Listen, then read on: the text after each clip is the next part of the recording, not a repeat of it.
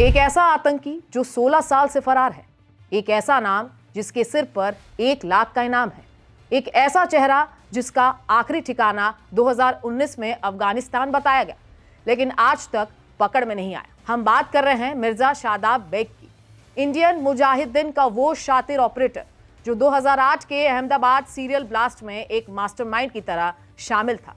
सवाल यह है कि 15 दिन में कैसे रची गई थी अहमदाबाद को दहलाने की ये खौफनाक साजिश, और इस आतंकी ने कैसे शहर के दिल में बारूदी सुरंग बिछा दी। शादाब बेग 18 सालों से फरार है, पर सवाल यह है कि एक बीटेक आईटी ग्रेजुएट कैसे इतना शातिर आतंकवादी बन गया, और अहमदाबाद और दिल्ली ब्लास्ट से इसका क्या है कनेक्शन। आइए इस पूरे मामले को विस्तार से समझते हैं। नमस्कार, मैं इंजला पांडे और आप देख रहे हैं एबीपी लाइव। दिल्ली ब्लास्ट के बाद अल फलाह यूनिवर्सिटी सुर्खियों में है।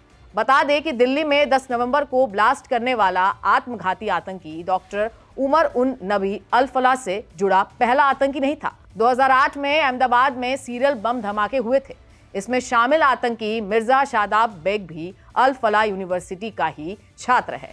उसने 2007 में फरीदाबाद के अल फलाह इंजीनियरिंग कॉलेज से इलेक्ट्रॉनिक्स एंड इंस्ट्रूमेंट में बीटेक पूरा किया था और 2008 में अहमदाबाद में होने वाले सीरियल ब्लास्ट में शामिल रहा, यानी पढ़ाई के दौरान ही हमले की तैयारी में था।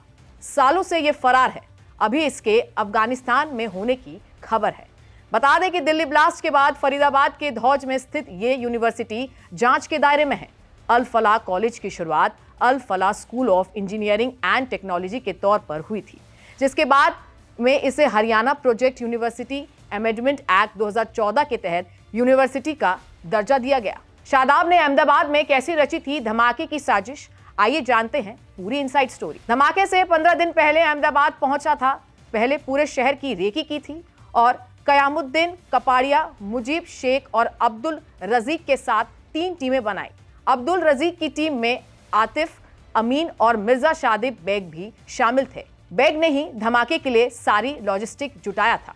मिर्जा शादाब बेग आईडी लगाने में माहिर था। धमाकों से पहले बैग बम तैयार करता था और ट्रेनिंग भी देता था। इन विस्फोटों में 6 लोग घायल हुए थे। गोरखपुर पुलिस ने इंडियन मुजाहिदीन के नाम जुड़ने के बाद आतंकवादी मिर्जा शादाब बेग की संपत्ति कुर्क कर ली थी। सितंबर 2008 में इंडियन मुजाहिदीन के उजागर होने के बाद से ही बेग देश भर में बम विस्फोटकों को अंजाम देने के आरोप में आज तक फरार है और दिल्ली, जयपुर, अहमदाबाद और गोरखपुर के सिलसिलेवार बम विस्फोटकों में नाम आने के बाद इस पर 1 लाख का इनाम भी घोषित किया गया था।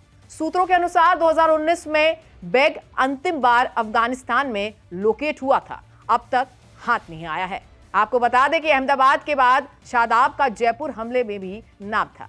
जयपुर विस्फोट में अंजाम देने के लिए बेग ही विस्फोटक इकट्ठा करने के लिए कर्नाटका के उडुपी गया था।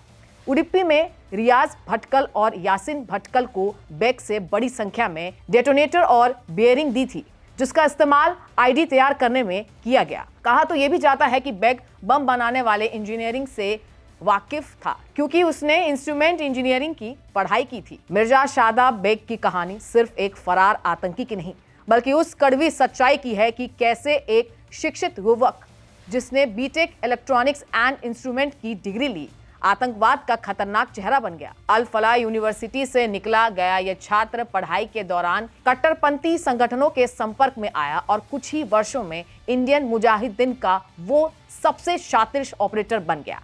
आगे ऐसी ही बड़ी अपडेट देखने के लिए देखते रहें एबीपी लाइव।